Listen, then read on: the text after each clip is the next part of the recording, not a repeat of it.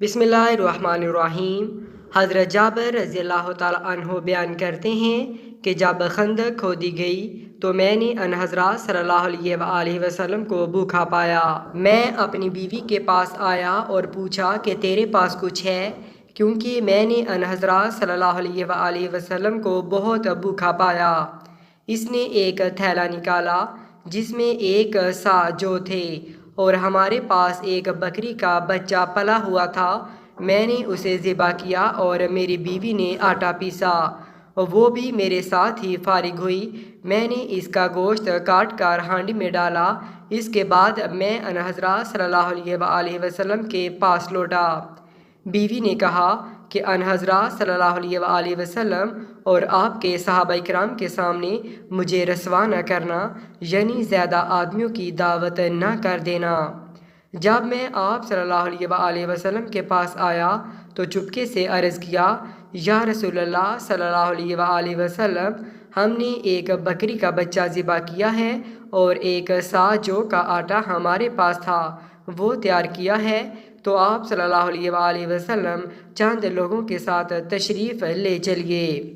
ये सुनकर अनहज़रत सल्लल्लाहु अलैहि वसल्लम ने पुकारा और फरमाया, ए खंदक वालो, जाबिर ने तुम्हारी दावत की है, लिहाजा चलो। और अनहज़रत सल्लल्लाहु अलैहि वसल्लम ने फरमाया, मेरे आने तक हांडी ना उतारना और ना गूंदे हुए आटे की रोटी पकाना। चुनाचा मैं वहाँ से आया और अनहज़रत सल्लल्लाहु अलैहि वसल्लम भी तशरीफ़ लाए और आप सल्लल्लाहु अलैहि वसल्लम सब लोगों के साथ आगे थे। मैं अपनी बीवी के पास आया, वो बोली, तुम्हारी ही फजीयत और रसवाई होगी। मैंने कहा, मैंने वही किया जो तूने कहा था। बिला आखिर इसने गूंदा हुआ आटा निकाला। आप सल्लल्लाहु अलैहि वसल्लम ने इसमें लाबे दहन मिला दिया और बरकत की दुआ की। फिर हांडी में लाबे दहन मिलाया।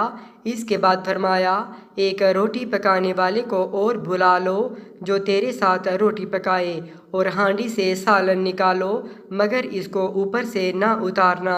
हज़रत जाबिर रज़ी अल्लाह ताला अन्हो बयान करते हैं कि इस वक्त 1000 हाज़रीन थे और मैं खुदा की कसम खाकर बयान करता हूँ कि सब ने खाया, यहाँ तक कि छोड़ दिया और लौट गए, और हमारी हांडी का वही हाल था कि उबल रही थी और आटा भी इस तरह था कि इसकी रोटियाँ पक रही थीं। सुबहान अल्लाह।